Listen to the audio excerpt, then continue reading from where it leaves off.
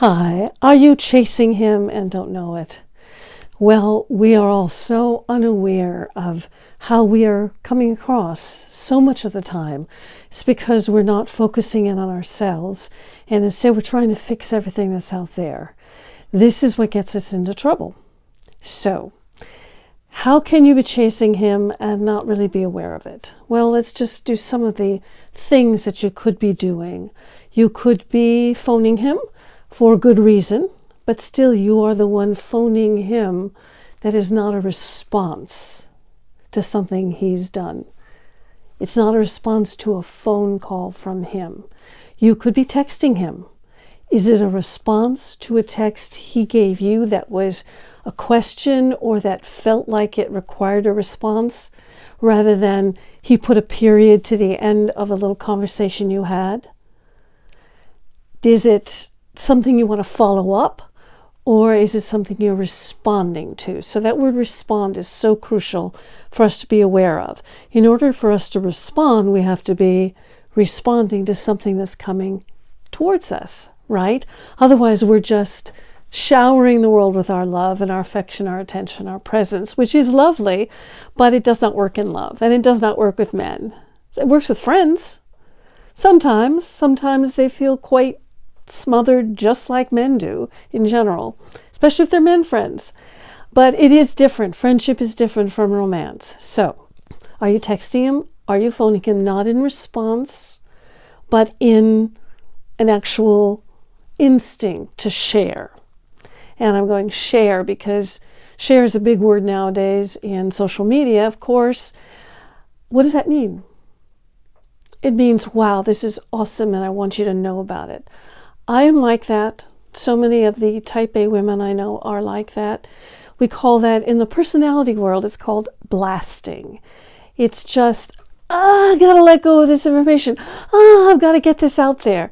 This is a lovely thing, and there's nothing wrong with it. However, it can feel really overwhelming to a man, and it can feel very masculine energy to a man, and it can make you feel very much like you are in your masculine energy because you are doing the initiation of it.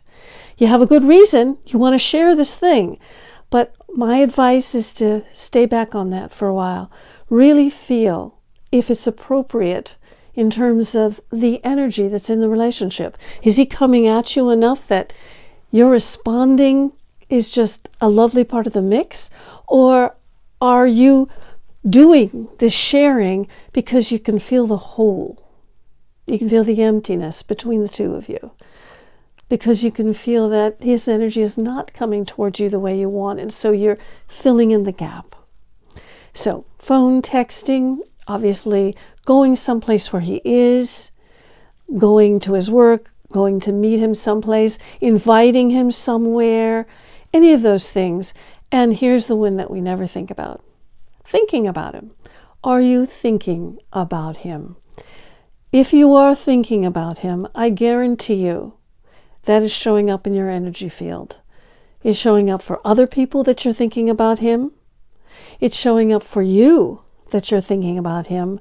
And it's like this vapor that's hanging on you. It's the vibe that surrounds you.